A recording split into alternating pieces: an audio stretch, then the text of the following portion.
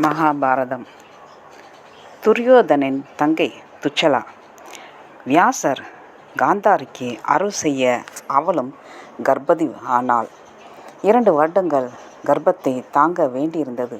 ஆனாலும் பிள்ளைப்பேறு உண்டாகவில்லை. காந்தாரி மதி மயங்கினாள். ஏன் பிள்ளைப்பேறு உண்டாகவில்லை என்று கவலைப்பட்டாள். புருஷனுக்கு இணையாக வாழ வேண்டும் என்பதால், கண்ணை கட்டி கொண்டிருப்பதால் அவளுக்கு அப்படி யோசிப்பதை தவிர, மனம் புழுங்குவதை தவிர வேறு வேலையில்லை. 2 வருடமாயிற்று. இன்னும் பிள்ளைப்பேறு இல்லையே என்ற பயத்தில் அவள் பதட்டமானாள். குந்திக்கு தேஜஸ்வியான ஒரு பிள்ளை பிறந்து விட்டான் என்ற செய்தி வந்தது. அவள் பதட்டம் அதிகரித்தது. உலக்கையால் தன் வயிற்றை அடித்து கொள்ள அவளிடமிருந்து மிக பெரிய மாமிச பிண்டம் ஒன்று நழுவி விழுந்தது. வியாசருக்கு செய்தி போயிற்று. ஏன் இப்படி செய்துவிட்டாய்? நான் காத்திருக்க சொன்னேனே என்று வியாசர் கடிந்து கொண்டார். 100 நெய் குடங்கள் ஏற்பாடு செய்ய சொன்னார். பிண்டத்தின் மீது நீர் தெளிக்கச் சொன்னார். நீர் தெளித்ததும் பிண்டம் 100 துண்டங்களாயிற்று. 100 துண்டங்களையும் 100 நெய் குடங்களில் இட்டார். மிஞ்சியிருந்ததை 101வது குடத்தில் இட்டார். அவற்றை இரகசியமாக பாதுகாத்து வரும்படி சொன்னார். 2 வருடம் கழித்து அவற்றை திறக்கலாம் என்று கட்டளையிட்டு சென்றார். இங்கே மறுபடியும் குந்தி கர்ப்பம் தரித்தாள். இந்த முறை வாயு பகவானை வேண்டி அவருடைய சக்தியை தன் வயிற்றில் ஏற்றாள். முதல் நெய் குடத்தை திறந்தபோது அதிலிருந்து குதித்து கொண்டு ஒரு குழந்தை இறங்கினான். அப்போது மிகப்பெரிய ஓலங்கள் பூமியில் எழுந்தன. வெளாவாள்களும் பறவைகளும் பயத்தில் முன்னும் பின்னும் பறந்தன. இருள் சூழ்ந்தது. தூசு படலம் எழுந்தது. பூமி நடுங்கிற்று. தொடர்ந்து நெய் குடங்களில் இருந்து குழந்தைகள் எகிரி வந்தார்கள். மூத்தவனுக்கு துரியோதனன் என்று பெயரிடப்பட்டது. துரியோதனன் பிறந்த அந்த நேரமே குந்திக்கு பீமசேனன் பிறந்தான். துரியோதனன் உட்பட அவன் தம்பிகளுக்கு நாமகரணம் நடந்தது. கௌரவர்கள் 100 பேரும்: 1 துரியோதனன், 2 துச்சாதனன், 3 தூசாகன், 4 ஜலகந்தன், 5 சமன், 6 சகன், 7 விந்தன், 8 அனுவிந்தன், 9 துர்தரசனன், 10 சுபாகு, 11 துஷ்பிரதர்ஷன், 12 துர்மர்ஷனன், 13 துர்முகன், 14 துஷ்கரன், 15 விவிகர்ணன், 16 விகர்ணன், 17 சலன், 18 சத்வன், 19 சுலோசனன், 20 சித்திரன், 21 உபசித்திரன், 22 சித்ராட்சதன், 23 சாருசித்திரன், 24 சரசனன், 25 துர்மதன், 26 துர்விகன், 27 விவித்சு, 28 வித்தகன், 29 உருணநாபன், 30 சுதாபன், 31 நந்தன், 32 உபநந்தன்,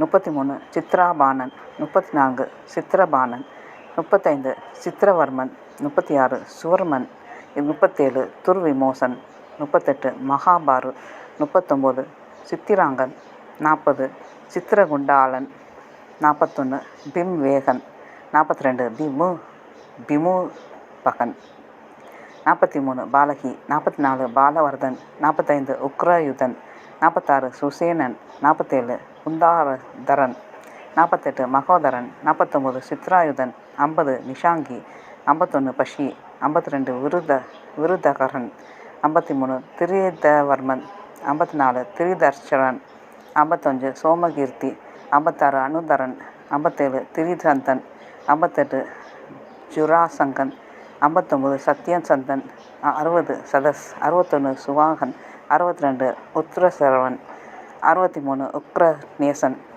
64 சேனாரி, 65 துஷ்பராஜை, 66 அபரஜிதன், 67 குண்டசை, 68 விசாலட்சன், 69 துராதரன், 70 திரிதரஸ்தன், 71 சுகஸ்தன், 72 வத்வேகன், 73 சுவர்க்சன், 74 ஆரியகேது, 75 பாவசி, 76 நாகத்தன், 77 அக்ராயய, 78 கவசி, 79 கிராதன், 80 குண்டிலன், 81 குண்டதரன், 82 தனுதரன், 83 பீமதரன், 84 வீரபாகு, 85 அலோலுபன், 86 அபயன், 87 ருத்ரகர்மன், 88 திரடாதரசன், 89 அனாக்ருஷன், 90 குந்தபேதி, 91 விரவி, 92 சித்திரகுண்டலன், 93 தீரலோகன், 94 பிரம்மாதி, 95 வீரியவான், 96 தீர்க்க ரோமன், 97 தீர்க்கபு, 98 மகாபகு, 99 குத்தாட்சி, 100 விரஜன்.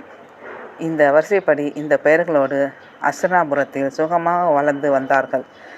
காந்தாதாரிக்கு 100 ஆண் குழந்தைகள் தவிர ஒரு பெண் குழந்தை மீதம் ஆசை இருந்தது. பெண்களுக்கு மகனை விட மகன் வயிற்றில் பிறக்கும் பேரனை விட மகள் வயிற்றில் பிறக்கும் பேரன் மீது மிக பெரிய ஆசை இருக்கும். மகளை திருமணம் செய்து கொண்ட மருமகன் மீது பெரிய மரியாதையும் அன்பும் இருக்கும். மகன்களின் மனைவியாரிடம் பிரியமாய் இருப்பாளோ இல்லையோ, மகளிடம் சேர்ந்து மருமகனிடம் மிகப்பெரிய அன்பு வைத்திருப்பார்கள். எனவே அம்மாதிரியான ஒரு அன்பையும் தான் அனுபவிக்க வேண்டும் என்று விரும்பினாள். மருமகனால் ஏற்படுகின்ற உத்தம லோகத்திற்கு தன் புருஷன் போக வேண்டும் என்று ஆசைப்பட்டாள். ஒரு மகளும் வேண்டும் என்று விரும்பினாள். 100 நெய்குடங்கள் போக மிஞ்சியிருந்ததை பிண்டத்தை 101வது நெய்குடத்தின் போட துச்சலா என்கிற பெண் குழந்தையும் பிறந்தாள். துரியோதனன் பிறந்தபோது ஏற்பட்ட துர்சகுனங்கள் கண்டு பண்டிதர்கள் திருதராஷ்டிரனிடம் போய், சத்திரிய குலத்திற்கு அழிவு வரும் அளவு இவனுடைய பிறப்பு இருக்கிறது. அவசகுணங்கள் தோன்றின. உங்களுக்கு 99 குழந்தைகள் இருக்கட்டும். 100 குழந்தைகளில் ஒரு குழந்தையான துரியோதனை நீங்கள் இழக்க சம்மதியுங்கள் என்று சொல்ல திருதராஷ்டிரன் மறுத்துவிட்டான். மற்றவர்கள் அவனை புறக்கணிக்க சொன்னதாலேயே துரியோதனன் மீது அவனுக்கு பிரேமை அதிகமாயிற்று. எந்த குழந்தையை இழிவு என்று மற்றவர்கள் கருதுகிறார்களோ அந்த குழந்தை மீது தந்தைக்கு அன்பு வருவது இயல்பு. குந்தி தேவி 3வது பிள்ளைக்காக இந்திரனை உபாசித்தாள். அவனுக்குரிய மந்திரத்தை இடையராது சொன்னாள்.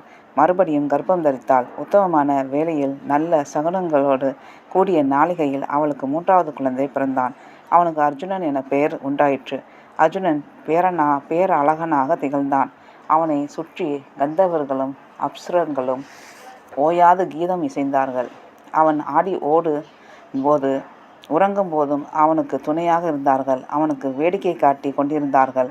குந்தியின் கண்ணுக்கு தெரியாதவாறு அவனை சீராட்டினார்கள். மற்ற குழந்தைகளை விட இவன் வியப்போடு இருப்பதும் விளையாட்டுகள் செய்வதும் உறக்க பேசுவதும் சிரிப்பதும் பார்த்து குந்தி சந்தோஷமானாள்.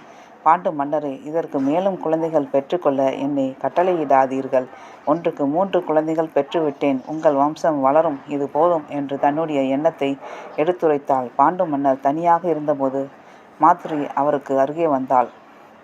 ஒரு சக்களத்தி பேசுவது போல் பேசுகிறேன் என்று நினைக்காதீர்கள்.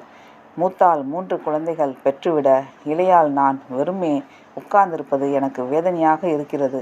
எனக்கு மந்திர ஜபங்கள் தெரியாது. அதே நேரம் நீங்கள் குந்தியிடம் கேட்ட அந்த மந்திர ஜபத்தை எனக்கு உபதேசித்தால் நான் கருவுறுவேன், குழந்தை பெற்றுக்கொள்வேன். எனக்கும் தாய் என்ற ஸ்தானம் கிடைக்கும். வெறும் மனைவி என்பதை விட உங்கள் குழந்தைகளுக்கு தாய் என்பது மிகப்பெரிய நல்ல விஷயம் அல்லவா? குந்தியிடம் எனக்கு மந்திர உபதேசம் செய்யும்படி கேளுங்கள் என்று சொல்ல, பாண்டு, என் மனதிலும் அந்த எண்ணம் இருந்தது. அவள் குழந்தை பெற மறுத்துவிட்டவே அந்த மந்திரங்கள் உனக்கு உதவுமே என்று எண்ணினேன். ஆனால் என்ன சொல்வாளோ என்று தயங்கினேன். நீ மறுப்பாயோ என்று நினைத்தேன். உனக்கும் அந்த ஆசை இருக்க நான் நிச்சயம் குந்தியிடம் கேட்கிறேன் என்று சொன்னார். குந்தியிடம் தன் எண்ணத்தை சொன்னார். குந்தி, சரி, என்னோடு படகில் வா என்று சொல்லி அவளை படகில் ஏற்றி கொண்டாள். மந்திரத்தை உச்சரித்தாள். ஏதேனும் ஒரு தேவதையை மனதில் நினைத்து இந்த மந்திரத்தை சொல், அந்த தேவதை உனக்கு உதவக்கூடும் என்று சொல்லி கரையேறினாள். மாத்ரி யோசித்தாள். மறுபடியும் போய் மந்திரம் கேட்க சொன்னால் குந்தி தருவாளா? ஒரு பிள்ளை என்பது இருந்தாலும் ஒன்று, இல்லை என்றாலும் ஒன்று. 2 பிள்ளை இருந்தால் தான் நல்லது. எனவே 2 பிள்ளைகளுக்கு என்ன வழி என்று யோசித்து இரட்டையர்களாக அஸ்வினி தேவதைகளை தியானித்தாள். அஸ்வினி தேவர்கள் அவளுக்கு 2 குழந்தைகள் வழங்கினார்கள். குந்தி திடுக்கிட்டாள். ஒரு மந்திரத்தில் 2 குழந்தைகளா? இந்த புத்தி எனக்கு தோன்றாமல் போய்விட்டதே. என்ன கெட்டிக்காரத்தனம்! சக்களத்தி என்பதை நிரூபித்து விட்டாள் அல்லவா? 2 குழந்தைகளை ஒரே மந்திரத்தில் பெற்றுவிட்டாள் அல்லவா? இனி இந்த மந்திரத்தை எவருக்கும் உபதேசிக்க மாட்டேன். மறுபடி வந்து கேட்டால் தரமாட்டேன் என்று பாண்டுவிடம் சொல்லிவிட்டாள். 2 மனைவியரிடம் ஒற்றுமை உண்டாவது என்பது இப்பூவுலகில் இல்லை.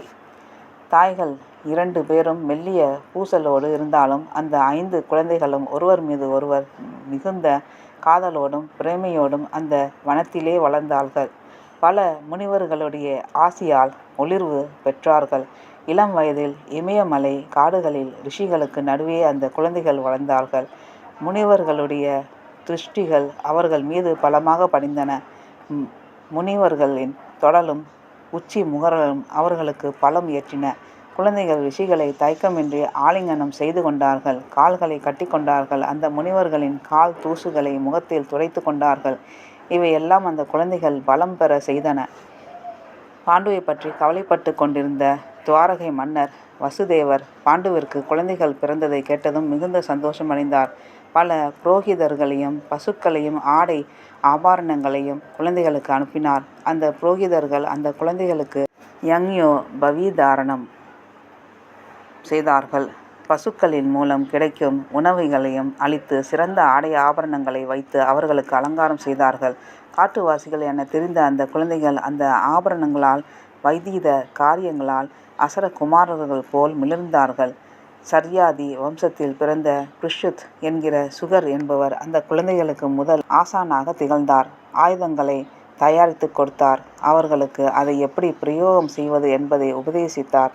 தர்மர் ஈட்டி எறிவதிலும் பீமன் கதையை பிரயோகம் செய்வதிலும் அர்ஜுனன் வில் வளைத்து போரிடுவதிலும் நகுலன் சகோதரர்கள் கத்தி சண்டையிலும் பயிற்சி பெற்றார்கள், வளம் பெற்றார்கள். அர்ஜுனன் இடது கையால் அம்பு விடுகின்ற சூஷ்மத்தையும் கற்றான். மற்ற எல்லோரையும் விட இடையறாது பயிற்சியின் மூலம் தன் வில் வித்தையை உச்ச நிலைக்கு எடுத்துச் சென்றான். நன்றி, வணக்கம்.